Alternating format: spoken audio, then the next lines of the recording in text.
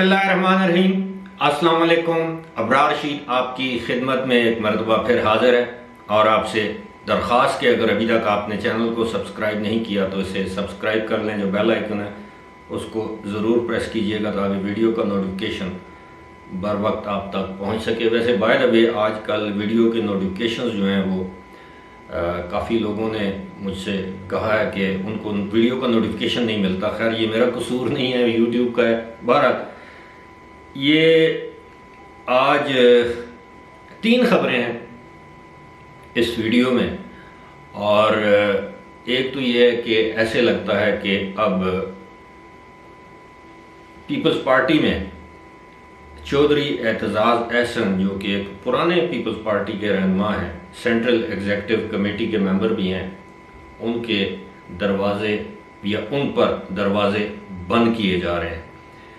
और बताऊंगा कि इसकी वजह क्या है और एतजाज़ एहसन क्यों पीपल्स पार्टी की पॉलिसीज़ के ख़िलाफ़ बयानात दे रहे हैं। और एक ख़बर ये है कि मुस्लिम लीग नून को एक बहुत बड़ी इखलाकी फ़तह हासिल हुई है, वक्ती ही सही, लेकिन ये इखलाकी फ़तह जो है वो आने वाले दिनों में मुस्लिम लीग के काम आएगी। लेकिन आगाज़ करेंगे, सुप्रीम कोर्ट ने आज एक मरतबा फिर ये कहा है कि इलेक्शन कमीशन एक बाइख्तियार और आज़ाद आइनी इदारा है और हम इलेक्शन कमीशन को बाइख्तियार देखना चाहते हैं। ये रिमार्क सामने आए मुअज़्ज़ज़ चीफ जस्टिस जनाब उमर अता बंदयाल की जानिब से, जबकि वो फैसल वाडा की नातहियात नाअहली के ख़िलाफ़ एक अपील सुन रहे थे। इस बेंच में जस्टिस जनाब मंसूर अली शाह और जस्टिस जनाबा का है या जनाब आयशा मलिक साहिबा। तो इसमें अब जो मामला है वो ताहियात नाअहली का है और फैसल वाडा की वकालत कर रहे हैं मारूफ कानूनदान, सीनियर कानूनदान वसीम सज्जाद साहब। ये रिमार्क्स ऐसे मौके पर आए हैं कि जबकि इमरान खान की जानिब से इलेक्शन कमीशन को मुसलसल मुस्तकिल बुनियादों पर तनकीद ही नहीं बल्कि तजलील का निशाना बनाया जा रहा है। मेरा ख्याल है अब इससे सुप्रीम कोर्ट इससे आगे जाके तो और कुछ नहीं कह सकती सिवाय इसके कि इलेक्शन कमीशन एक आज़ाद और बाइख्तियार इदारा है और वो सुप्रीम कोर्ट भी इसको आज़ाद और बाइख्तियार देखना चाहती है। चौधरी एतजाज़ एहसन की जानिब आने से पहले मेरा ख्याल है मुस्लिम लीग नून की जो इखलाकी फ़तह, चाहे वो वक्ती सही, वो ये है कि आपके इल्म है कि राना सनाउल्लाह के ख़िलाफ़ एक 4 साला पुराने एक केस में उनके ख़िलाफ़ वारंट गिरफ़्तारी जारी किए गए थे एक अदालत की जानिब से, एंटी करप्शन एस्टेब्लिशमेंट की जानिब से। ये केस जो है वो दोबारा खोला गया और उसमें राना सनाउल्लाह के ख़िलाफ़ वारंट गिरफ़्तारी जारी हुई। और आपके इल्म है कि 2 मरतबा पुलिस उनको इस्लामाबाद से गिरफ़्तार करने के लिए गई, यानी हाज़िरी लगाने के लिए गई अदालत के सामने कि जी हमने अपना फ़र्ज़ पूरा कर दिया है। लेकिन आज लाहौर हाई कोर्ट के सिंगल बेंच ने राना सनाउल्लाह के जो वारंट गिरफ़्तारी हैं उनको मुअत्तल करने के अहकाम जारी किए हैं कि उनको गिरफ़्तार नहीं किया जाएगा। और 17 अक्टूबर की तारीख दी है और 17 अक्टूबर को एंटी करप्शन से रिकॉर्ड तलब किया है कि बताया जाए कि राना सनाउल्लाह पर क्या इल्ज़ामात हैं। ये एकतरफ़ा तौर पर इस तरह नहीं किया जा सकता। अब राना सनाउल्लाह के ख़िलाफ़ जो वारंट गिरफ़्तारी हैं वो आप सबको मालूम है कि क्यों जारी किए गए। वो इसलिए जारी किए गए कि FIA ने पहले तो इमरान खान के दस्ते राज, कुछ लोग तो उनको इमरान खान का तोता कहते हैं और कि जिस तोते में उनकी जान है, जब सैफुल्लाह नियाज़ी को गिरफ़्तार किया, उसके बाद हामिद ज़मान को गिरफ़्तार किया, तो उसके आप ये समझ लें कि जवाब या रद्द-ए-अमल के तौर पर ये कदम उठाया गया। अब आपको हैरत होगी कि सैफुल्लाह नियाज़ी जो हैं वो इमरान खान के दस्ते राज, इंतहाई मोतमद, करीबी साथी, राजदान, यानी उनके पास इमरान खान की ज़िंदगी کے ہر پہلو سے متعلق جو ہے وہ راز ہے۔ لیکن آپ نے یہ نوٹس کیا ہے کہ عمران خان نے ان کی گرفتاری پر کوئی واویلا نہیں کیا، کسی جلسے میں نہیں کہا کہ کیوں گرفتار کیا ہے، کچھ بھی نہیں بولا۔ دوسری جانب آپ دیکھیں کہ وہ اعظم خان سواتی کی گرفتاری پر انہوں نے گزشتہ روز کتنا شور مچایا، کس طرح اداروں کو للکارا، کس طرح دھمکیاں دیں، اور کس طرح کہا کہ یہ الزامات لگائے کہ اعظم سواتی کو گرفتار کیا گیا، ان کو ننگا کیا گیا، ان کو ننگا کر کے تشدد کا نشانہ بنایا گیا۔ لیکن سیف اللہ نیازی کے حوالے سے عمران خان مکمل طور پر خاموش ہیں۔ اس خاموشی کی وجہ نہیں ہے، وجوہات ہیں، آنے والے دنوں میں وہ آپ کے سامنے آ جائیں گی، کیونکہ سیف اللہ نیازی سے وہ لیپ ٹاپ اور وہ جو موبائل فون ہے وہ حاصل کیا گیا، اس کا فورینسک انالیسس کروایا گیا، جس کو فورینسک آڈٹ کہتے ہیں، یعنی تمام جو راز تھے عمران خان کے سیف اللہ نیازی کے پاس، سینیٹر سیف اللہ نیازی کے پاس، وہ حاصل کر لیے گئے۔ اب رانا ثناء اللہ کو ایک ریلیف مل گیا ہے ہائی کورٹ کی جانب سے۔ ریلیف تو ملتا ہے کبھی عمران خان کو، کبھی پی ٹی آئی کے رہنماؤں کو، آج رانا ثناء اللہ کو ریلیف مل گیا ہے، اور یہ فی الحال جو ہے مسلم لیگ کی ایک اخلاقی فتح ہے، کیونکہ اب رانا ثناء اللہ فیصل آباد جا سکتے ہیں۔ اور یہاں پر میں یہ بتاتا چلوں کہ انہوں نے یہ بھی ہدایت کی، یعنی لاہور ہائی کورٹ کے جج صاحب نے، معزز جج صاحب نے، کہ جناب ان کے گھر پر کوئی چھاپا نہ مارا جائے۔ اب ظاہر ہے وہ وفاقی وزیر داخلہ ہیں۔ اب آپ یقین کیجئے جو خبر میں آپ کے ساتھ اب شیئر کرنے والا ہوں، یہ میرے لیے بھی بڑی تکلیف دہ خبر ہے، اور وہ خبر یہ ہے کہ چودھری اعتزاز احسن کی بنیادی رکنیت معطل کرنے کا اصولی طور پر فیصلہ کیا جا چکا ہے۔ آج جس وقت میں آپ سے مخاطب ہوں، پاکستان پیپلز پارٹی پنجاب کی جو ایگزیکٹو کمیٹی ہے، ان کا اجلاس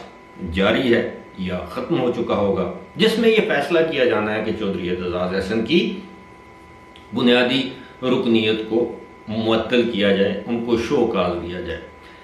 فوری طور پر رکنیت شاید ان کی معطل نہ ہو، کیونکہ پہلے شو کاز دینا پڑتا ہے، اس کا وہ جواب نہیں دیں گے تو ان کی رکنیت ختم کی جا سکتی ہے، معطل کی جا سکتی ہے۔ لیکن یہ ایک انتہائی تکلیف دہ مرحلہ ہے ہم جیسے لوگوں کے لیے، اور یقیناً پیپلز پارٹی کے لیے بھی، اور اس سے بڑھ کر چودھری اعتزاز احسن کے لیے۔ چودھری اعتزاز احسن کی سیاسی زندگی کا آغاز ہوا تحریک استقلال سے۔ اس میں کوئی دو رائے نہیں ہے کہ ایک وقت ایسا تھا کہ قانون اور سیاست میں ان کا طوطی بولتا تھا، اور پاکستان میں شاید ہی کوئی ایسا سیاستدان ہو جو کہ پارلیمنٹری افیئر سے بھی واقف ہو، قانون کا واقف ہو،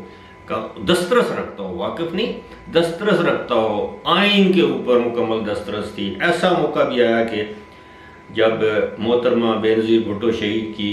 پہلی یا دوسری حکومت تھی، اس میں انہوں نے ایک دن ایسا بھی تھا کہ تقریباً کوئی 2.5 گھنٹے کا خطاب کیا قومی اسمبلی میں،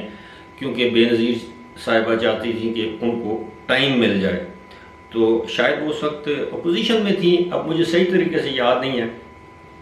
تو چودھری اعتزاز احسن نے انگیج رکھا پارلیمنٹ کو، اور چودھری اعتزاز احسن یہ واحد سیاستدان ہیں جنہوں نے CSS پاکستان میں ٹاپ کیا، اور اس کے بعد CSS سے نوکری سے استعفیٰ دے دیا اور وکالت کا شعبہ جائن کر لیا۔ پیپلز پارٹی کے جیالے ترین کارکنوں میں ان کا یا رہنماؤں میں ان کا شمار ہوتا تھا۔ بینظیر بھٹو کے انتہائی قریب ساتھی تھے، لیکن یہ وفاقی وزیر داخلہ بھی رہے، یہ سینیٹر بھی رہے، MNA بھی رہے، لیکن ایک عرصے سے وہ پیپلز پارٹی کی پالیسیز کے ساتھ اختلاف کرتے ہوئے publicly T we talk shows میں، پریس کانفرنس میں ان کا اظہار کرتے تھے، جس پر یقیناً پیپلز پارٹی نالاں تھی، اور یہ بھی سمجھا جاتا ہے کہ وہ پیپلز پارٹی کے اس گروپ سے تعلق رکھتے ہیں جو کہ آصف علی زرداری کے قریب نہیں ہے یا ان کے خلاف ہے، اور یہ بلاول کے قریب ہے۔ پہلے اس طرح کی باتیں کی جاتی تھی، لیکن حال ہی میں ان کے کچھ ایسے بیانات سامنے آئے جس سے یہ ظاہر ہوتا تھا کہ شاید اب وہ ذہنی طور پر عمران خان یا ان کی جماعت کے قریب ہیں، اور جسے کہتے ہیں نا کہ لاسٹ نیل ان دی کافن یا لاسٹ اسٹرا ان دی کیملز بیک، وہ یہ ثابت ہوا کہ گزشتہ روز انہوں نے ہائی کورٹ میں صحافیوں سے گفتگو کرتے ہوئے لاہور ہائی کورٹ میں انہوں نے یہ کہہ دیا کہ جناب یہ جو نواز شریف کی جو اور یہ مریم نواز کی اور یہ جو بریت ہو رہی ہے، شہباز شریف کی بریت ہوئی ہے، یہ جو کچھ بھی ہو رہا ہے یہ جنرل قمر باجوہ کروا رہے ہیں اور اس طرح۔ اب اسی طرح کی ٹویٹ پر یہ بھی حیرت والی بات ہے، اعظم سواتی کو گرفتار کر لیا گیا لیکن اعتزاز احسن کے خلاف کوئی کارروائی نہیں کی گئی، اور ظاہر ہے وہ پائے گئے وکیل ہے، اگر انہیں گرفتار کیا جاتا تو پورے پاکستان کی بار کونسلیں ہڑتال کر دیتی ہیں، اس میں تو کوئی شک نہیں ہے، ان کی فالوئنگ تو ہے۔ اور یہی ہمارا المیہ ہے کہ مختلف لوگوں کے لیے انصاف کے پیمانے کچھ اور ہیں، یکساں نہیں ہیں، یہی ہم ہمیشہ روتے ہیں۔ اور یہ بھی کتنے دکھ کی بات ہے، کتنے دکھ کی بات ہے کہ اتنے پائے کے لیڈر کو، رانا ثناء اللہ جو خود پیپلز پارٹی کا حصہ رہ چکے ہیں، گزشتہ روز انہوں نے ایک ٹاک شو میں کہا کہ جی ان کی تو ذہنی حالت ہی ٹھیک نہیں ہے، ذہنی توازن درست نہیں ہے، ان کے خلاف ہم کیا مقدمہ کریں۔ اور واقعی گزشتہ کچھ مہینوں نہیں بلکہ 2-3 سالوں سے ان کے بیانات سن کر تکلیف ہوتی ہے کہ ایک ایسا شخص جس نے پاکستان پیپلز پارٹی کو بہت کچھ دیا، اور پیپلز پارٹی نے بھی اعتزاز احسن کو بہت عزت دی، بہت زیادہ، لیکن باوجود وہ پیپلز پارٹی کی پالیسی سے اب کھل کر پبلکلی اختلاف کرتے تھے، تو اس سے بہتر ہے وہ اس سے پیپلز پارٹی سے مستعفی ہو جاتے۔ اور مجھے لگتا بھی ہے کہ وہ اس نوٹس کا جواب نہیں دیں گے، اور وہ یا تو خود مستعفی ہو جائیں گے پیپلز پارٹی کی بنیادی رکنیت سے۔ وہ اسی وقت کا، اسی موقع کا انتظار کر رہے تھے، اور بالآخر ہی ول جوائن پاکستان تحریک انصاف۔ اور پھر ظاہر ہے تحریک انصاف میں جائیں گے تو قومی اسمبلی کا الیکشن شاید وہ تحریک انصاف کے ٹکٹ سے جیت بھی جائیں، لیکن کم از کم تحریک انصاف ان کو سینیٹر بنا دے گی کبھی مستقبل میں، یا کوئی ایڈوائزر لگا دے گی۔ لیکن ایک بات ہے کہ جو عزت چودھری اعتزاز احسن کو پاکستان پیپلز پارٹی نے دی ہے، وہ عزت ان کو کسی بھی اور جماعت میں نہیں مل سکتی۔ کچھ لوگ یہ بھی کہتے ہیں کہ نواز شریف کے خلاف، جو نواز شریف کے وہ جو خلاف ہیں بات کرتے ہیں، ان کی وہ ذاتی قسم کی وجوہات ہیں۔ آپ کو یاد ہوگا کہ جب نواز شریف کی اہلیہ بیمار تھیں، بستر مرگ پر تھیں، تو انہوں نے کچھ اس طرح کی گفتگو کی جو ان کو نہیں کرنی چاہیے تھی، ہرگز نہیں۔ اتنے تعلیم یافتہ انسان سے آپ اس طرح کی گری ہوئی باتوں کی توقع نہیں کر سکتے۔ میں ان باتوں کو دہرانا نہیں چاہتا،